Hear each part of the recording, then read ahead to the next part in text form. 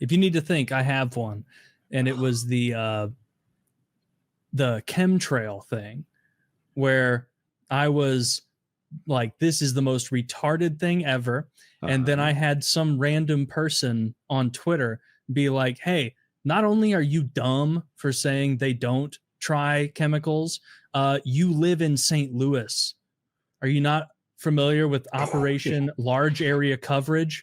And I was like, yeah, Operation LAC. Well, I'm definitely familiar with it, and then but I wasn't, and so I had to look it up, and it was like it's one of those. It's like Operation High Jump, Operation Mockingbird. These things that back in the day they would have called conspiratory nonsense, but then end up, when it's no longer consequential, releasing it. And there was a program called Operation Large Area Coverage, where the U.S. Army Chemical Corps dispersed microscopic zinc cadmium sulfide particles over much of the United States and Canada in order to test dispersal patterns and geographic range of chemical or biological weapons. And apparently they did this over St. Louis a good bit. Like they poisoned our city proper with these chemicals over and over and over. Why did they use poison to see like no, something would get dispersed? They could have used sugar or something. Not poison as in like they were doing it to poison the people of St. Louis. It's just that zinc, cadmium, and a lot of these things they would release happen to be not good for you. So the zinc cadmium in particular is a tracer used to test dispersal of biological agents. So they use that because they're able to go back and see how well that chemical was dispersed. So if later on they wanted to put the Trixie virus in there, or they wanted to put, I don't know, some other agent in, they would know, what altitudes, what speeds, what wind patterns to utilize to maximize dispersal over a large area. Yeah, and that's the thing about it. They just fucking microwaved the Pruitt-Igoe housing complex with that stuff. Like it. What's the Pruitt-Igoe housing? It was a public housing initiative, like a big, like one of those big tower blocks, kind of like Cabrini Green in Chicago. But it was like, hey, everyone here is poor. They won't notice they're getting radiated. Yeah, probably not. They'll just be like, this is because of my bad diet that my fingernails are falling off. Yeah. Yeah, but that's the thing with like one thing. A lot of the. Oh, sorry. Go ahead, Brad. One thing that might interest you, Taylor, is that amongst other things like spraying down St. Louis, as part of Operation Sunshine or Project Sunshine, I can't remember which one but there was this operation about sort of like taking cadavers, parts of cadavers, organs and whatnot, and doing nuclear testing on them, making them go back and forth across the world, like people, like legs being chopped off, dead babies in Australia and being brought to the United States. One like sub area of that was in St. Louis, I believe, where they were having dentists remove children's teeth to see how much like heavy metals and like radioactive material was settling into their bones. Ooh. See, that sounds more sinister than what I've found. Interesting. And that is a thing that like solidified me more with it after just seeing the actual operations where they drop this stuff. It's once again a shit coding where people will go, these chemtrails, they're poison. They're all a way to harm you. They're a way to do this and that, and just very sinister things. And that's not the case always. Like what Kyle was saying and what Tom said, like sometimes they are just testing dispersal patterns and they're using things that happen to be poisonous. But it still proves that they do engage in that behavior. Do all One of you very know, like large that operation? Mhm. Oh, sorry. You might be thinking about the same thing. Operation Sea Spray?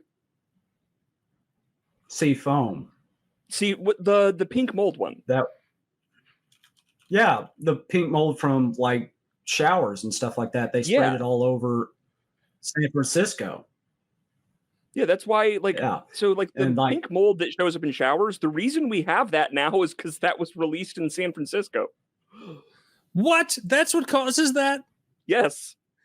That's why I have to scrub my shower floor every few months. Yes. I hate that. Last time I just used bleach because that's what was near. Yeah, I used that and bleach then gel for toilet bowls. It's amazing. I just used regular bleach and I scrubbed it all out. And then I started a new thing I do where I was worried. I had to take a shower right after I scrubbed it with bleach. And I was like, I don't want to stand in like remnants of bleach. And so I put on these Crocs that I'd never worn. And it turns out showering in Crocs kind of rocks. Like it's pretty soft and comfortable. And so I've kept using them even now. The most unbelievable part of this conspiracy is that a Midwesterner has never worn Crocs. Like we're supposed to believe that. Yeah. Well, I fit all the other things. I'm dumb and overweight. And so that plays in. But yeah, Operation Sea Spray. I love your guys' encyclopedic knowledge on all this shit. It's amazing me. Yeah. That's what that fucking pinkish shit is. Mm-hmm. Or orangish, I guess, that shows up. Like this was a collaboration between like the Navy and the CIA where they sprayed it across San Francisco, and like they didn't notify the local like medical establishment before doing this. And so out of nowhere, shitloads of people are coming in with bladder infections. And they're like, what the fuck is going on? And it apparently was causing bladder infections. And one guy had complications to the point where he died. Fuck.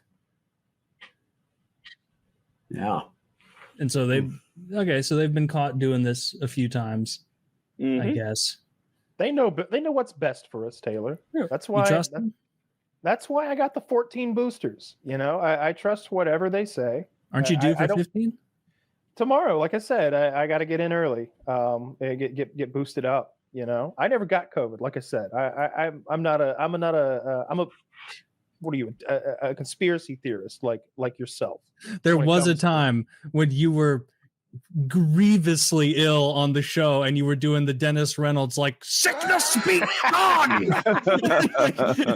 And you were like, I won't get tested. I don't have COVID. And I'm like, brother, you're my friend and I'm worried about you because it's been a few weeks that you've been incredibly ill. Yeah, I like to fight it out. I don't like to go get medicines for sickness unless it's real bad. I always go right away if it's like strep throat or if it's some sort of like eye infection or something like that, something that just gets worse and worse and icky. But if it's just a cold, I try to power through it. I like to imagine that my immune system is benefiting from that. Taylor, did you have COVID? I waited 6 years to have my wisdom teeth pulled. Why? 6 years. Why? I couldn't make the appointment and then I never rescheduled. So it's just kind of like I couldn't get a ride because I was going to have to be put under. Oh, dude, it was awful. Towards the end, it was coming in sideways. I only had 3 of them, but they were all coming in sideways. Yes. Like all hell. And it stank and shit. It was honestly nasty. I don't know why I didn't do it earlier. Why did they stink? Yeah. They're rotting. Oh. Yeah.